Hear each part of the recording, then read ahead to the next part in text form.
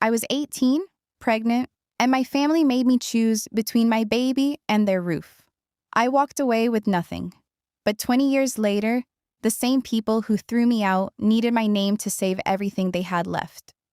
My name is Tamsin Vale. I am 38 years old, and I work as a housing safety and relocation consultant in Springfield, Missouri. My job is to help families when a building is no longer safe to live in. I deal with red tags, emergency housing lists, city hearings, inspection reports, and the kind of paperwork people only learn about when their whole life has already fallen through the floor. 20 years ago, when I was 18 and pregnant, my own family decided I was the unsafe thing in their house. My father gave me one choice: lose the baby or lose the family. I chose my child. He chose his name. And for 20 years, we lived like that choice was final. Then one Tuesday morning, my father called me for the first time in 2 decades. Not to say he was sorry, not to ask about the granddaughter he had never met. He called because the city had locked a red notice on the front door of his motel, and my signature was the one thing standing between him and losing everything. What happened later at Red Heart City Hall did not just close a building. It opened a truth my family had kept sealed for 20 years. And the part that broke me most was not what my father said in public. It was what my mother had saved in private. I grew up in Red Heart, Missouri, a small town built around 2 gas stations, a grain elevator, a courthouse square, and old families who acted like their last names were legal documents. My family owned the Vale Motor Lodge, a faded 2-story motel on Highway 60 with a flickering blue sign, cracked ice machines, and a front office that smelled like coffee, carpet cleaner, and my father's aftershave. My father, Quade Vale, was the kind of man people called dependable because he knew how to stand straight in public. He wore pressed shirts, kept the motel sign painted, donated rooms during snowstorms when the roads closed, and shook hands like every handshake was being judged by a bank. My mother, Selah, worked the front desk and smiled with her whole face, but never with her whole heart. My brother Ansel was 2 years younger than me, and by the time I was 17, everyone already knew he would inherit the motel. Not because he was responsible, he was not. He once drove a golf cart into the laundry room door and blamed wet pavement in July. But he was the son, and in my father's mind, that made every mistake a lesson instead of a warning. I was 18 when I told them I was pregnant. I still remember the exact place. The motel office after closing, the vacancy sign buzzing outside the window, a stack of clean key tags on the counter. My father was counting cash from the register. My mother was refilling the little bowl of peppermints by the guest book, even though no guests were coming in that late. I said, "I'm pregnant," and the room changed before anyone moved. My mother's hand stopped inside the candy bowl. My father kept counting for 3 more bills, like the sentence needed to wait until his money was sorted. Then he put the cash down, squared the edges, and looked at me like I had just damaged property. He did not ask who the father was. He did not ask if I was scared. He said, "A roof is not a right, Tamsin. It is a reward." I stood there with both hands pressed against my stomach, even though I was only 10 weeks along, and there was nothing to hold yet. My mother whispered his name once, Quade, but it was not a protest. It was a request for him to be less loud while he did what he was going to do anyway. My father gave me until morning to decide. "You can handle this quietly," he said, meaning I could give up the baby, erase the evidence, come home clean, and let Red Heart keep thinking the Vale family was polished on every side. "Or you can walk out as the kind of girl who does not belong under my roof." He said it like he was offering 2 fair roads. One road kept his reputation alive, the other kept my child alive. I did not sleep that night. I sat on the edge of my bed in the little apartment above the motel office and listened to Ansel playing video games through the wall, laughing at explosions while my whole future stood in the hallway waiting to be thrown out. At 6 in the morning, my father came to my door with 2 pillowcases. Not a suitcase. Pillowcases. "Take what fits," he said. My mother stood behind him, holding my brown winter coat. November had already turned cold, and there was frost on the motel railings. She held that coat against her chest like it was a child she knew how to protect. She never handed it to me. Ansel leaned in the kitchen doorway and asked, "Can I use her car now?" My father said, "Not now," but he did not say no. That was the last family conversation I heard before I carried 2 pillowcases down the motel stairs and stepped onto the highway shoulder. I walked 3 miles to a place called the Tin Cup, a breakfast counter and laundromat owned by Marnie Keene. Marnie was 52 then, with gray hair chopped at her jaw, a voice like gravel, and hands that always smelled faintly of bleach and coffee. She knew me because I had worked a few summer shifts, wiping tables when the motel was slow. When I came in that morning, shivering in a thin sweater, she looked at the pillowcases, looked at my face, and did not ask for the town version. She said, "Bathroom is in the back, wash your face, then come eat." I cried over scrambled eggs, while truckers came in for coffee, and nobody looked directly at me. After the breakfast rush, Marnie took me to the storage room behind the laundromat. There was a narrow cot, 2 shelves of paper towels, and a small square window painted shut. "It is not a home," she said, "but it locks."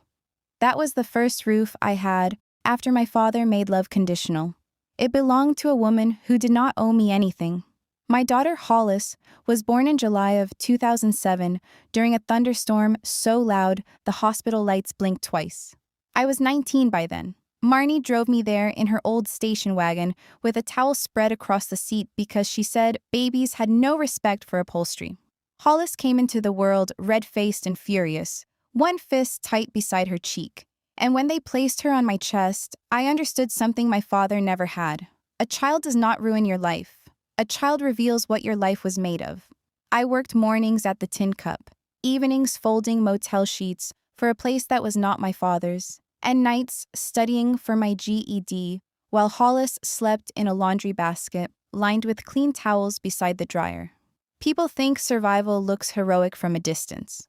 Up close, it looks like counting quarters for formula and learning which bills can wait 3 more days without the lights being shut off. Marnie did not hug much. She was not sweet in the usual way. But every Friday she gave me my paycheck in cash, with $2 extra tucked inside for machine error, even though the machine was her own hand. When Hollis was 4, the apartment building beside the Tin Cup was shut down by the city after a stairwell collapsed under Mrs. Davro from Unit 3B. No one died, but 6 families had to leave by nightfall. I watched mothers carry trash bags of clothes, old men hold medicine bottles in both hands, and kids stand in the parking lot with stuffed animals pressed to their faces, while officials used words nobody understood. Condemned. Temporary relocation. Habitability. Appeal window. Compliance order. I remember standing there with Hollis on my hip, seeing those families look the way I had looked at 18, pushed out with no map. Something in me got very still. I started asking questions. Where do they go? Who pays for the hotel? What if the landlord lies? What if the city notice is wrong? What if a family has no car? The first city clerk brushed me off. The second gave me a packet just to make me leave. I read every page. Then I helped Mrs. Davro fill out her relocation request because her hands shook too badly to write. 3 weeks later, she got emergency housing money. She cried in the laundromat and tried to thank me. I told her I had only read the rules. She said, "No, honey, you read them like they mattered." That was how my life changed direction. I took night classes in housing policy, building safety basics, tenant relocation, inspection documentation, and public assistance systems. It was not glamorous work. It was forms, photographs, smoke alarms, water stains, exit roads, court dates, receipts, and people calling while crying because the place they slept in yesterday had a red sticker on the door today. But I was good at it because I knew the emotional temperature of losing a roof. I knew people did not need pity first. They needed steps. By 30, I had my own small consulting office in Springfield called Safe Harbor Relocation and Compliance. I helped tenants, small landlords who wanted to do things right, city programs, and families stuck between danger and paperwork. I did not become rich, but I became steady. Hollis grew up in safe apartments, with working locks, clean vents, and a mother who checked smoke detectors like prayer. She became sharp, funny, and serious in a way that made adults sit straighter. By 19, she was studying urban planning at Missouri State and interning with a regional housing nonprofit. She could read a building map faster than most people read a menu. For 20 years, my family in Red Heart lived like I had chosen to disappear. That was the public story. Tamsin ran off. Tamsin got mixed up with someone. Tamsin wanted a different life. My father never said he kicked me out.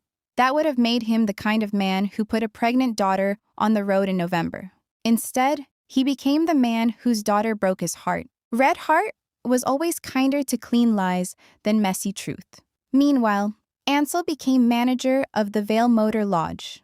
My father handed him responsibility in pieces, and Ansel dropped every piece softly enough that someone else could blame age, weather, bad luck, or the economy. The roof over the west wing leaked for 6 years. The balcony railings loosened. The fire doors stuck. The second-floor walkway had a dip near room 214 that regular guests knew to step over. My father paid for cosmetic repairs, fresh paint, new sign bulbs, a coffee machine for the lobby, anything guests could see from the road. The things inside the walls waited. Neglect is patient when nobody makes it write a report. The call came on a Tuesday morning in April. I was reviewing photographs from a senior apartment relocation case when my phone showed a Red Heart area code. I almost let it go to voicemail. Then some old instinct made me answer.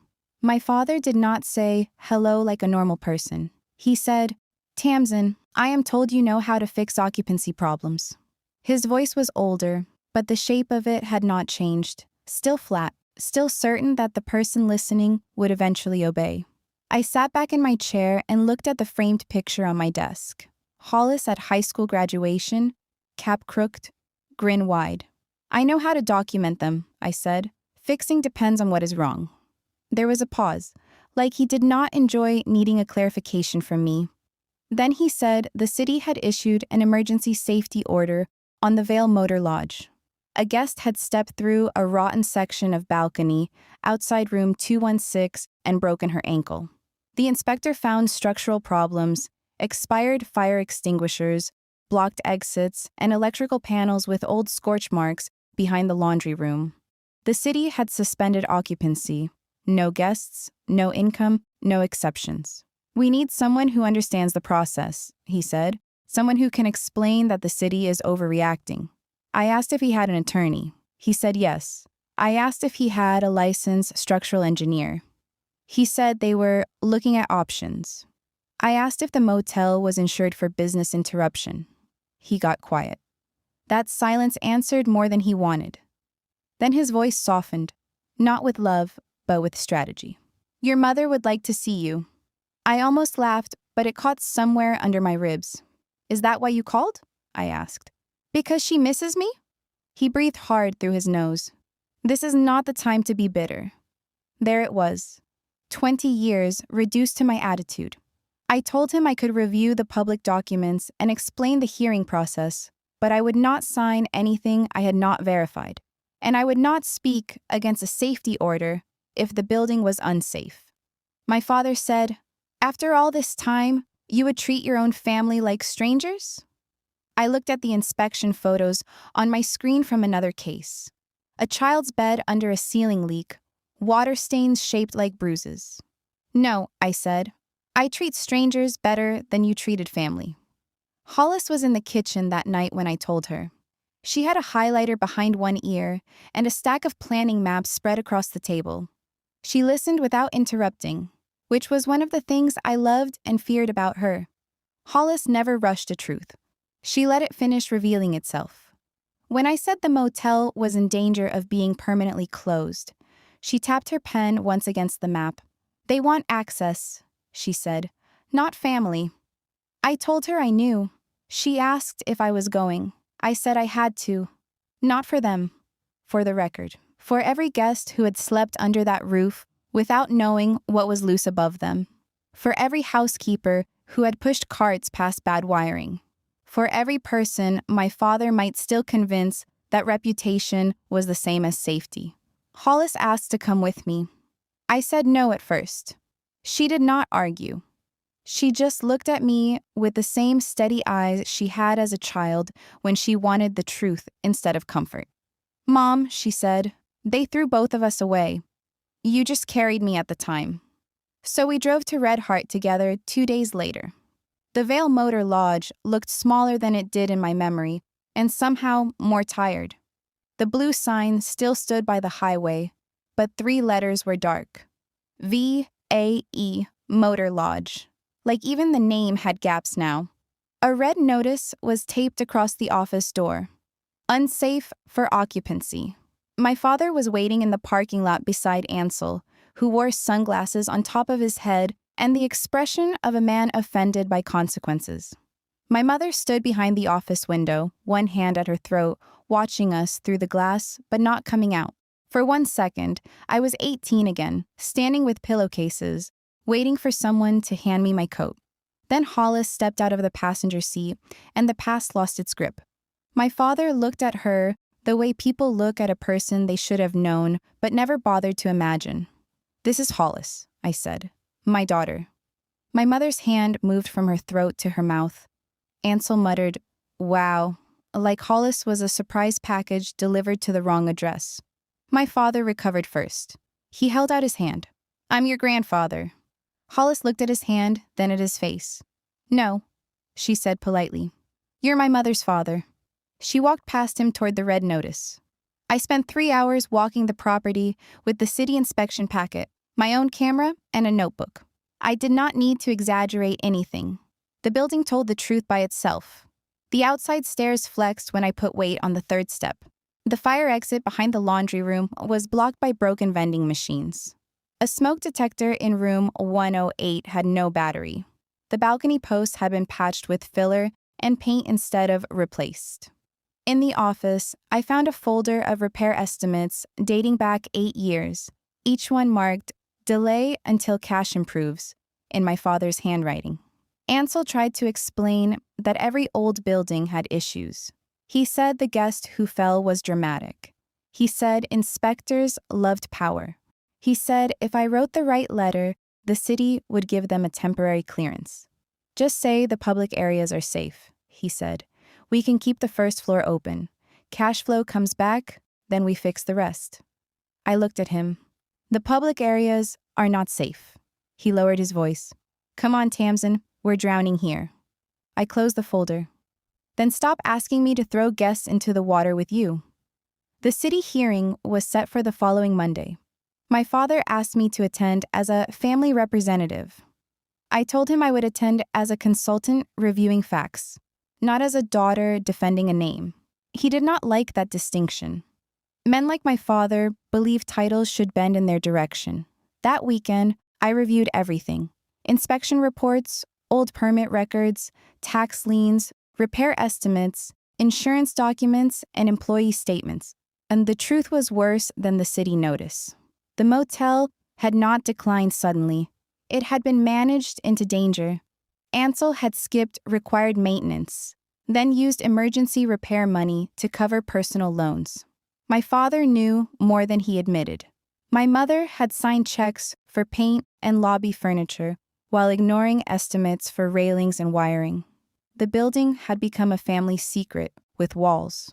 Hollis helped me organize photographs into a timeline.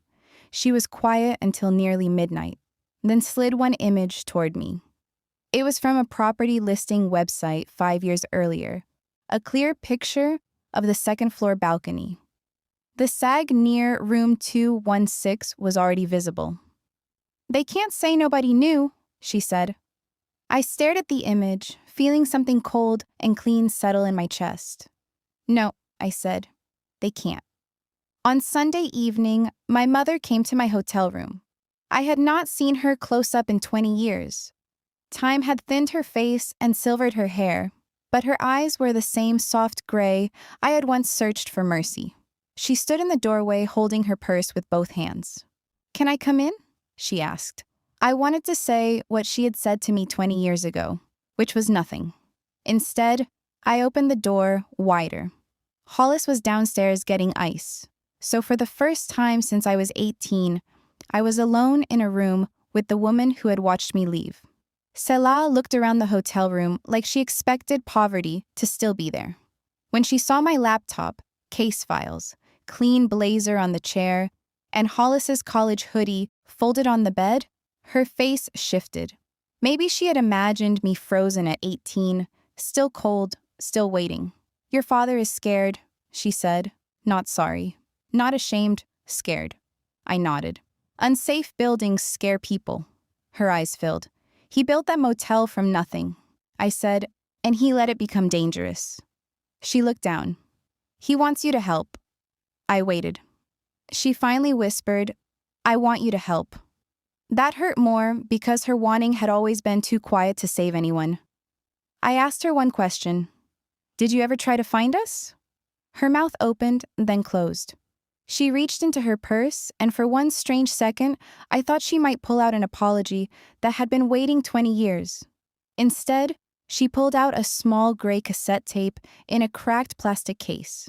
On the label, in my mother's handwriting, were the words, "Tamsin, July 2007. My body knew before my mind did. The payphone outside the hospital. The storm. Newborn Hollis crying in the background while I called the motel office because I still thought a baby might soften people who had hardened against a pregnant girl. I had left a message. I remembered my own shaking voice. "Mom, she's here. Her name is Hollis. She has dark hair. I'm okay. We're both okay. If you want to come, we're at St. Agnes."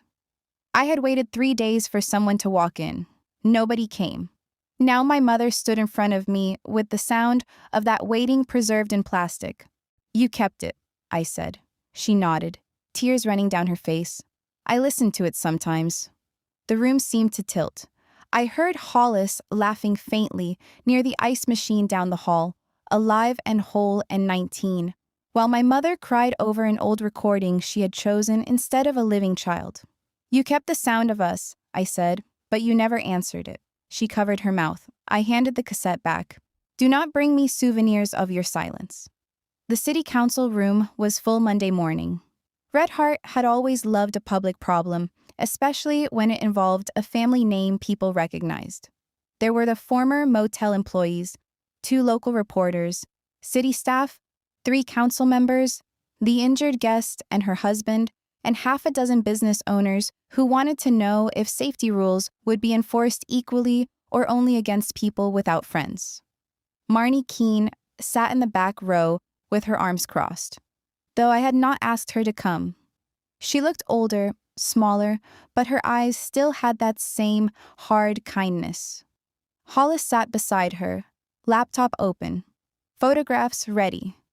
My father arrived in a navy suit. Ansel wore a tie that still had the fold marks from the package.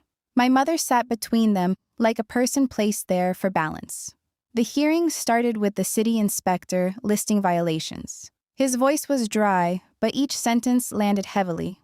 Unsafe railing, blocked exits, unpermitted electrical work, failure to maintain fire safety equipment. The council chair, Junia Stowe, asked if the Vale family wished to respond. My father stood. I saw him become the public version of himself. Shoulders back, chin lifted, voice warm enough to fool people who had never been cold because of him. "The Vale Motor Lodge has served this town for 34 years, he began. "We have housed stranded drivers, traveling nurses, visiting families, and people with nowhere else to go." That last phrase moved through me like a blade. People with nowhere else to go. He continued.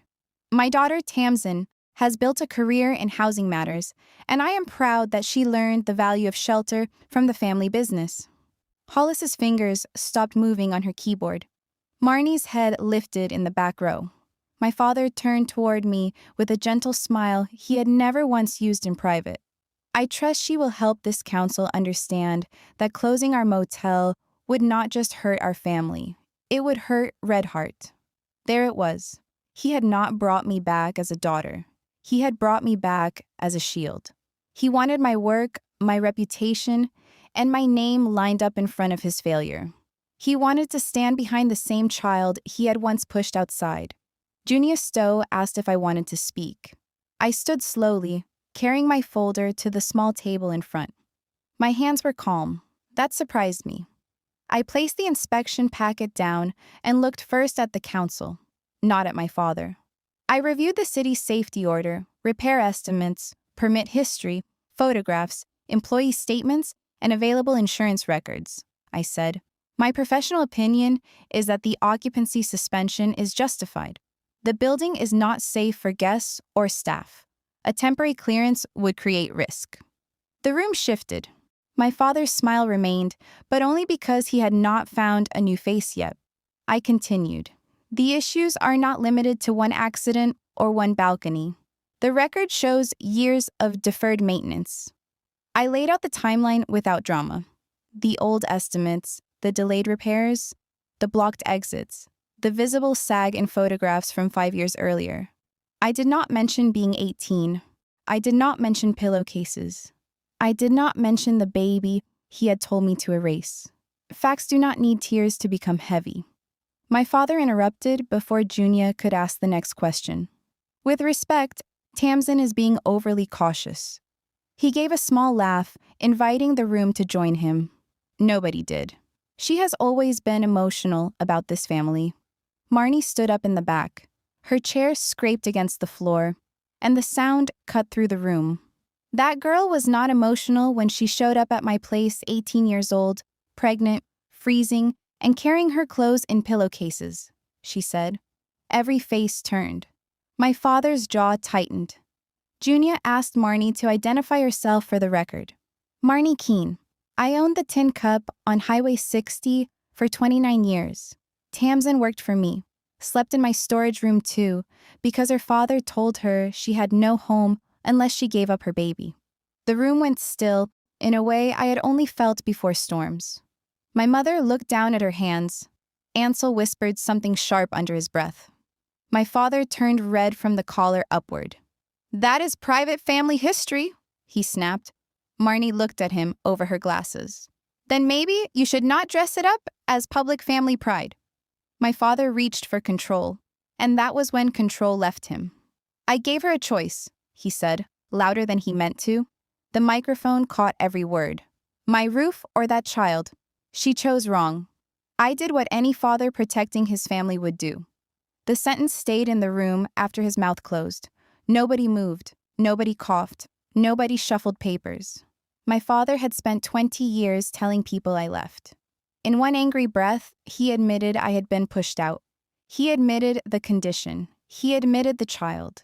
He admitted that his love had come with terms attached. I looked at Hollis. Her face was pale, but her eyes were steady. She was not broken by his words. She was measuring them. That was when I understood that my father had not taken anything from her in that room. He had only revealed the smallness of what he had been offering all along. Junia Stowe leaned toward the microphone. Mr. Vale, are you stating that your daughter was removed from your home at 18 because she continued a pregnancy? My father opened his mouth, then closed it. The public version of him and the private version had collided, and neither knew how to stand. Ansel muttered, "This is ridiculous." But even he sounded less certain. My mother began to cry silently, which might have moved me once. It did not move the record. I spoke again, calm enough that I could hear the air conditioner hum above us. My personal history is not the reason this building is unsafe, but it does explain why I will not let the word family pressure me into signing something false. I turned toward my father. You did not lose me. You made shelter a prize I had to purchase with my child. Now you are asking me to make shelter unsafe for other people so you can keep a business you refuse to protect. His face changed. Not into shame, into anger. Shame asks what it has done. Anger asks who noticed. The council voted to uphold the occupancy suspension until licensed structural repairs, fire safety corrections, electrical work, and a full independent inspection were completed. No temporary guest clearance, no special exception, no family favor hidden inside civic language. The Vale Motor Lodge would stay closed. It was not revenge on paper. It was procedure. But sometimes, procedure is the only justice a person can carry into a room without becoming what hurt them. My father gathered his folder with stiff hands and walked out before the meeting fully ended. Ansel followed me into the hallway near the vending machines. "You could still help us privately," he said.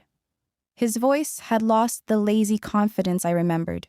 "You know people. You could speed up permits, maybe find a buyer before the liens get worse." I looked at my brother, the boy who had asked for my car before I was off the property. Now a man asking for another rescue he would call family duty. "You had 20 years of help," I said. "It made you weaker, not stronger." His mouth twisted. "So you're just going to let Dad lose everything?" I shook my head. "No, Ansel. He lost it slowly. The city only wrote it down." My mother found me outside on the courthouse steps. The sky had gone bright and empty, the way spring sometimes looks after hard rain even when no rain has fallen. Hollis stood a few feet away, with Marnie giving me space without leaving me alone. Selah held the cassette in both hands. For a second, I thought she was going to ask me to take it. Instead, she said, "I thought if I kept it, then I had not completely let you go." Her voice was so small I almost felt sorry for her, and maybe part of me did. But pity is not the same as permission. I looked at the cassette, at that tiny case, holding a newborn cry, a young mother's hope, and 20 years of no footsteps at my door. "You did let me go," I said. "You just kept the evidence." She flinched like I had raised my hand. I had not. I never needed to. "I waited for you in that hospital," I said. "I waited in cheap apartments. I waited during birthdays. I waited until waiting became something I was teaching my daughter not to do. You do not get to turn an old recording into motherhood now." My mother pressed the cassette to her chest. "Can I meet her?" she whispered, looking past me at Hollis. I turned and saw my daughter watching us. Not cold, not cruel, just clear. "That is her choice," I said. "Not yours, not mine, and definitely not his." Hollis walked over then. My mother tried to smile, but it collapsed before it became anything. "I'm Selah," she said. Hollis nodded. "I know." There was no grandma in her voice, no softness forced for a woman who had not earned it. My mother held out the cassette slightly. "This has your voice on it, when you were a baby." Hollis looked at it for a long moment. "Then keep it," she said. "You have had more time with that version of me than you ever asked for with the real one." My mother began to cry again, but Hollis did not step forward. I felt a strange pain and pride rising together. Nobody had taught Hollis cruelty. I had taught her boundaries. And now I was seeing how clean they looked when a daughter did not inherit a mother's hunger for approval. Marnie cleared her throat from behind us and said, "If everybody is done bleeding in public, there's a diner 2 blocks over with pie that might not be terrible."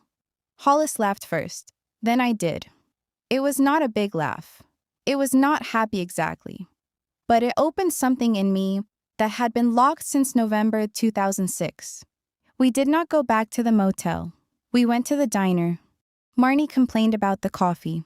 Hollis ordered cherry pie and asked her questions about the tin cup, about the storage room, about whether I had really studied beside a dryer. Marnie told her I used to fall asleep with housing manuals on my face and wake up mad at the book like it had attacked me. For the first time, the story of my beginning did not feel like a wound being reopened. It felt like a map being handed to the person who had walked out of it with me before she could even walk. Later, driving back to Springfield, Hollis rested her forehead against the passenger window and watched Red Heart disappear in the side mirror. "I'm glad I came," she said. "Me too." She turned toward me. "You know what's strange?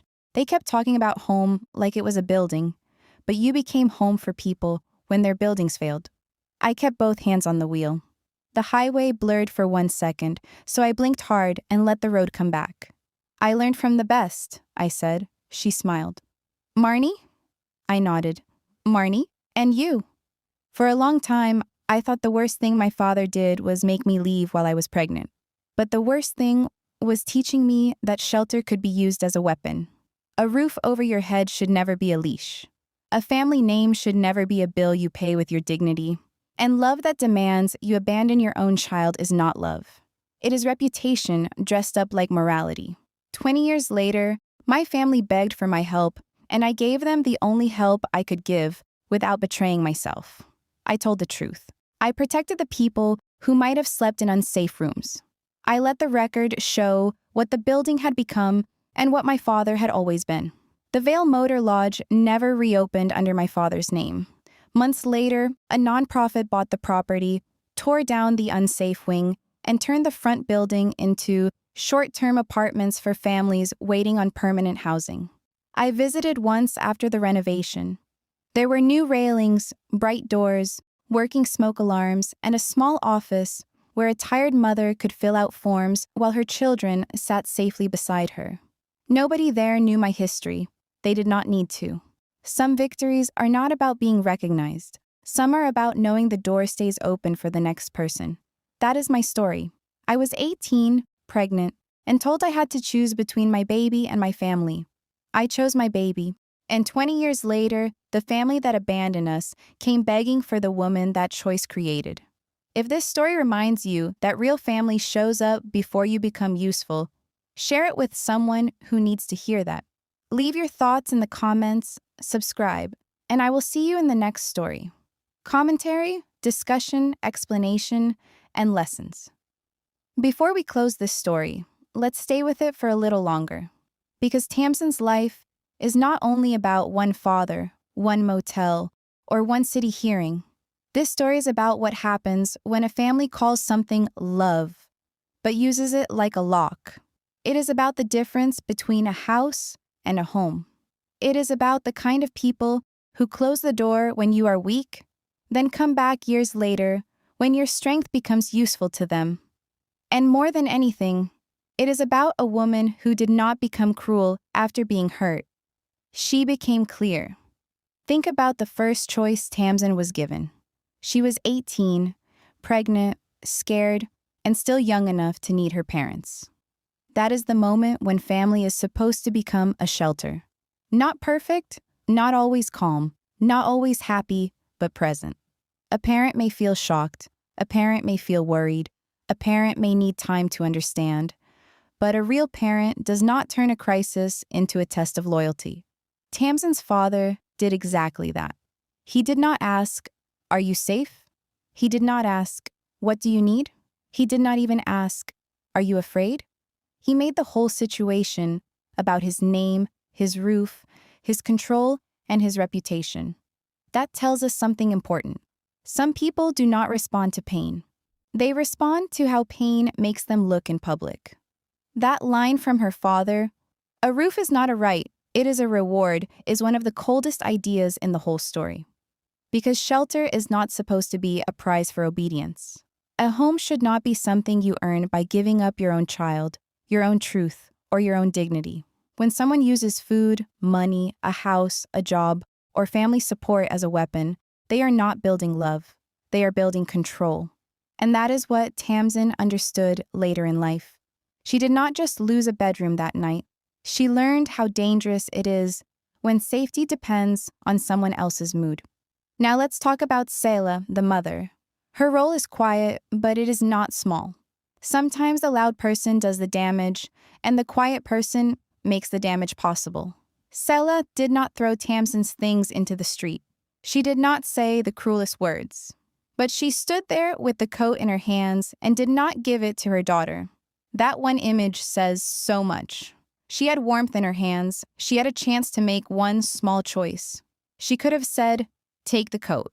She could have walked down the stairs. She could have followed her daughter. She could have called later. She could have shown up at the hospital. She did not.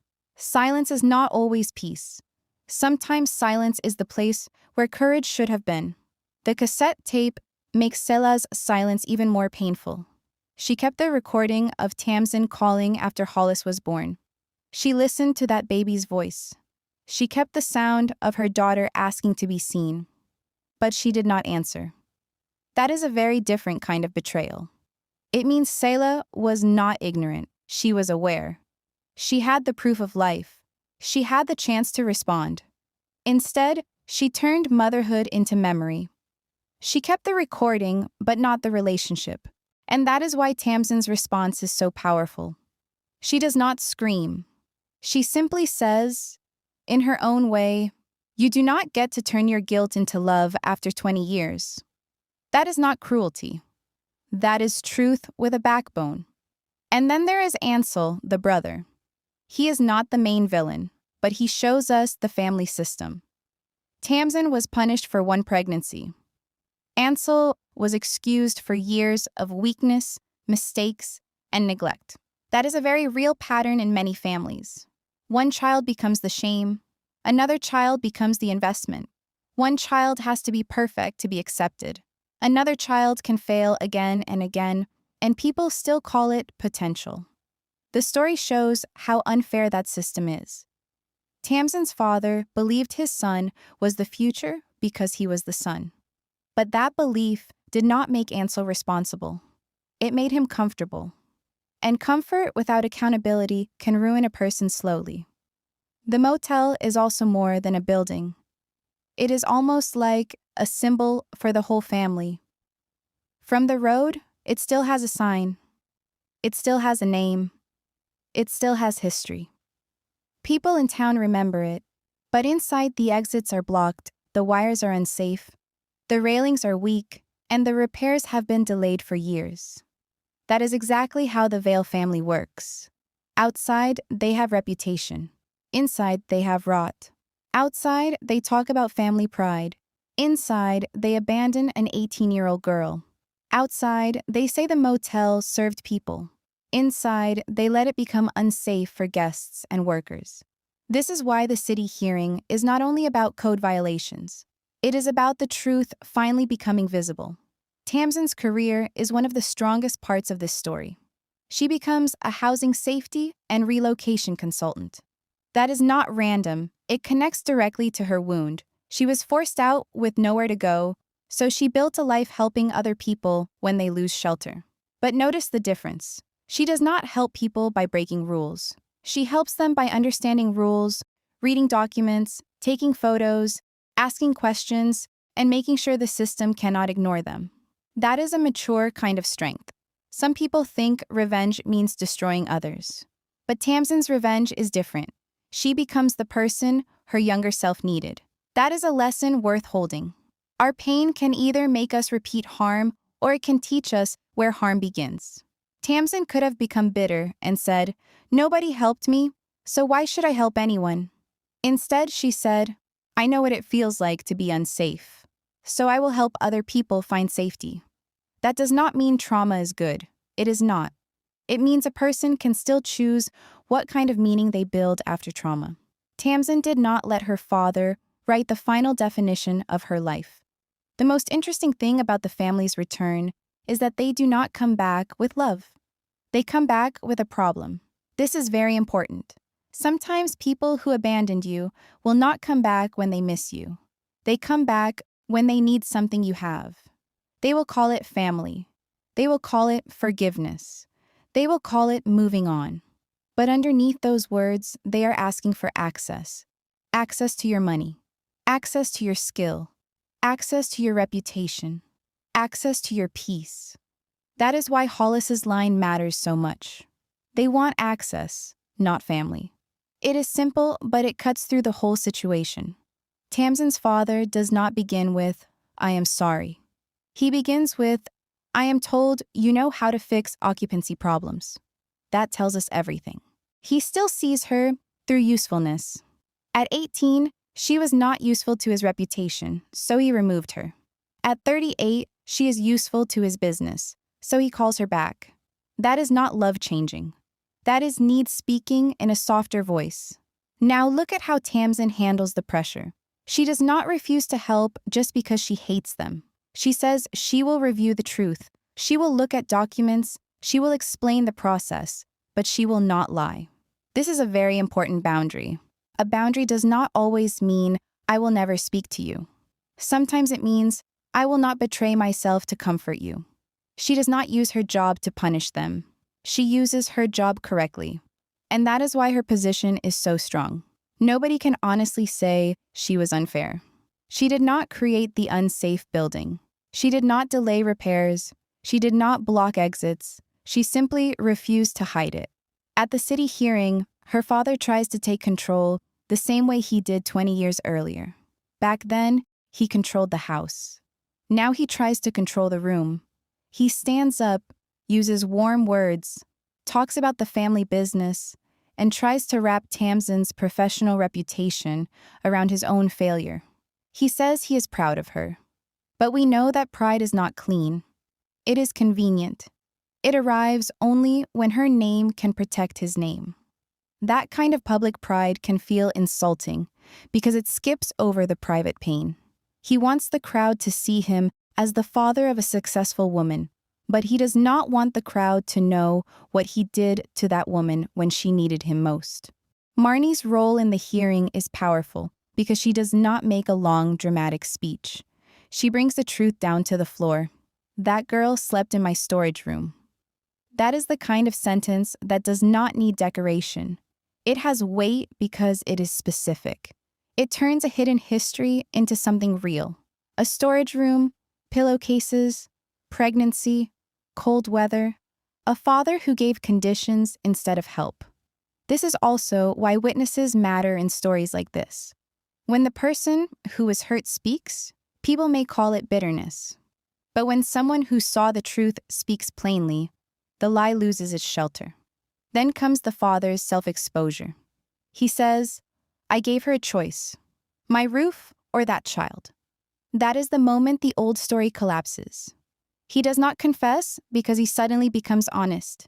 He confesses because he becomes angry. Anger often reveals what image management hides. For 20 years, he could say Tamsin left. In one sentence, he shows that she was pushed out. He shows that his love had a price. He shows that the baby, Hollis, was treated like a problem before she ever had a chance to be known. The room changes because the truth is no longer emotional history. It is public record. What I respect most about Tamsin in that moment is her control. She does not take the moment and turn it into a performance. She does not try to humiliate him more. She brings the focus back to safety.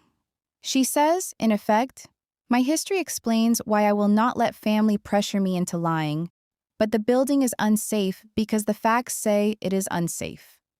That is a very strong move. She separates personal pain from professional truth. That is not easy. Many people would want to use the moment to finally scream everything. And honestly, no one could blame them. But Tamsin chooses something harder. She stays clean. The ending with Hollis is also important. Hollis does not beg to belong to the Vale family. She does not chase a grandmother. She does not accept a cassette tape as a relationship. Her boundary is calm. She tells Sela that she has had more time with the recording than she ever asked for with the real person. That line is painful because it is true. Hollis understands that family is not created by biology alone. It is created by presence, effort, care, and time. You cannot ignore a person for 19 years and then expect a title to do the work. The final transformation of the motel into short-term apartments is a beautiful closing idea. The old building that once represented reputation and neglect becomes a place for families who need temporary shelter. That is not just a plot ending. It is a moral reversal. The family name falls, but the building is reborn with a better purpose. Tamsin does not need her father's motel. She does not need his apology to become whole, but the place itself becomes useful in a way he never allowed it to be. It becomes what he failed to provide: safe shelter for people in crisis. So what do we learn from Tamsin's story? First, love that comes with cruel conditions is not real protection. When someone says, you can stay only if you erase yourself, that is not family. That is control. A safe person may disagree with you. A safe person may be disappointed. But a safe person does not demand that you destroy your own dignity to earn a place at the table. Second, silence is a choice. Salah's silence shaped Tamsin's life almost as much as Quade's words did. We should never underestimate the damage done by people who did not want trouble. Sometimes refusing to act is the action. Sometimes staying neutral helps the person with the most power. Third, being useful to someone is not the same as being loved by them. Tamsin's family came back when they needed her expertise. That does not erase 20 years of absence. When people return, we have to look carefully at why they returned. Did they come with accountability, or did they come with a request? Did they ask about your life, or did they ask what you can do for them? Fourth, boundaries are not punishment. Tamsin did not burn the motel down. She did not lie to hurt them. She simply refused to lie for them. That is a lesson many people need. You do not have to become aggressive to protect yourself. You can be calm and still be firm. You can be kind and still say no. You can tell the truth and let other people deal with the consequences of their own choices. Fifth, your past can explain your mission, but it does not have to trap you. Tamsin turned abandonment into advocacy. She turned the pain of losing shelter into a career protecting shelter for others. That does not make what happened okay. Nothing makes that okay. But it shows that a person can build something meaningful from the place where others expected them to break. And finally, real home is not always the place you came from. Sometimes home is the diner owner who gives you a locked storage room. Sometimes home is the child you choose when everyone else walks away. Sometimes home is the life you build with your own tired hands. And sometimes, after many years, you realize that you were not waiting to be welcomed back. You had already become the open door. That is why Tamsin's story stays with us. Not because her family lost the motel, not because her father was embarrassed in public. The real power is that she no longer needed anything from the people who once made her feel homeless. She had her daughter, she had her work, she had her truth. And when the family that abandoned her came begging, she did not become the cruel person they deserved. She became the honest person she had fought so hard to become. The end.